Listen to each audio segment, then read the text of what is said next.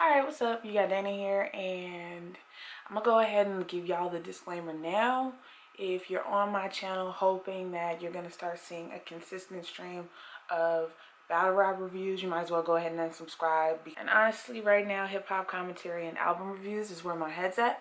So if you're expecting like a stream of those sorts of videos, I have like give or take 2 years worth of those on my old channel, Her Sober Life, and then archive footage and old stuff on this channel. There's enough reviews between the two of those channels that you should get your fill to the next time I decide to make one. Anyway, now on to my just a thought.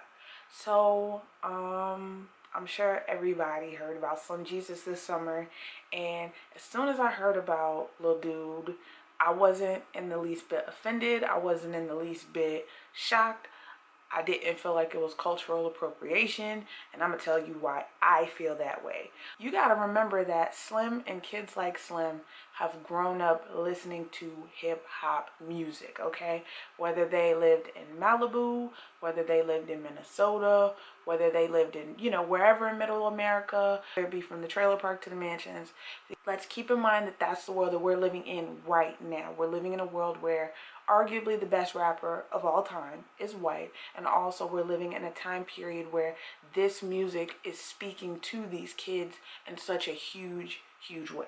You get somebody like Slim Jesus that comes out, and it's always so funny to me how because of the fact that like the culture is ours, you know what I'm saying? We get to pick and choose who we feel like is acceptable to us.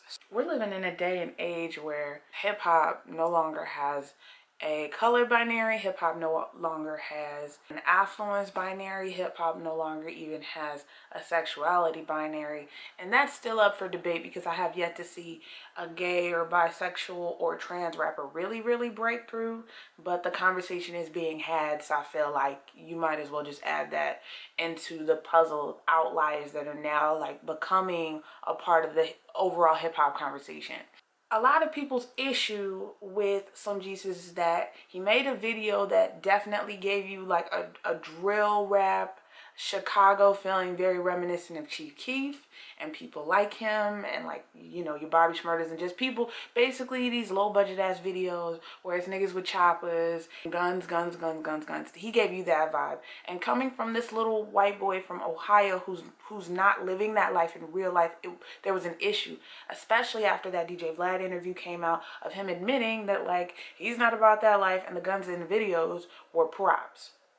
I get why people would be frustrated with that, but I also feel like people want to pick and choose. We have rappers now that are commercially successful that have been able to come from backgrounds that don't necessarily match with the whole idea of being from nothing, or like being like a trap guy before hip-hop, or being a shooter before hip-hop, and then parlaying that lifestyle into commentary for their music. Got people like Tyga, who did not come from that lifestyle at all. First single was not even remotely close to the type of music that he's making now.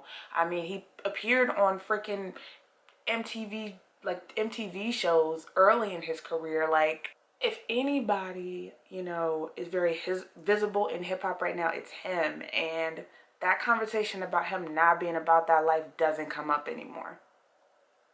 I feel like the same can be said for the Wale's of the world. I feel like the same can be said for a lot of your favorite rappers. And honestly, I feel like we're at a place, or at least we should be at a place, where as long as you have talent, or as long as you're making music that's like doing numbers, whatever goes should go. There's so many people that don't fit this box that y'all try and put people in, because we've got people now that in my eyes sing. Fetty Wap, I don't believe is a rapper. Young Thug, I don't believe is a rapper. Quan from time to time is really toting that line. Obviously Drake sings and raps like that because he looks like the younger brother from Malcolm in the Middle. I feel like people really aren't letting him live. I can respect what he's doing because there's a lot of people that will never go out of their way to fulfill their rap dreams. So the fact that this kid even went out and made this bullshit ass video and put it up on YouTube knowing the backlash and criticism that he could potentially get, good on you, kid, because now we're talking about you. So there are kids right now who was busy all in the comments of his video talking about how he's not about it and how he's culturally appropriating, that, you know, still write their bars in notebooks and practice them in the bathroom mirror in their mom's crib, and they'll never like step out on a limb and say, hey, I'm actually gonna do something about my dream. I feel like what's the most hip-hop about Slim Jesus is the fact that he put himself out there, because he really didn't have to. The market is saturated. It's hard to be noticed. I understand that, like, him being white definitely gave him the edge up, but this could have turned into a punchline very, very easily, okay? There are a lot of white rappers that have come and gone, and I feel like there's a good chance, damn near 100% chance, that we're not going to be talking about Slim Jesus this time next year. So I'll say for now, let him live, let him get his views. If he catches a show or two, good on him. Till later. Peace. One last thing before I go. If you're a Post Malone fan and you think that Slim Jesus shouldn't be making music, I don't even want to hear what you got to say.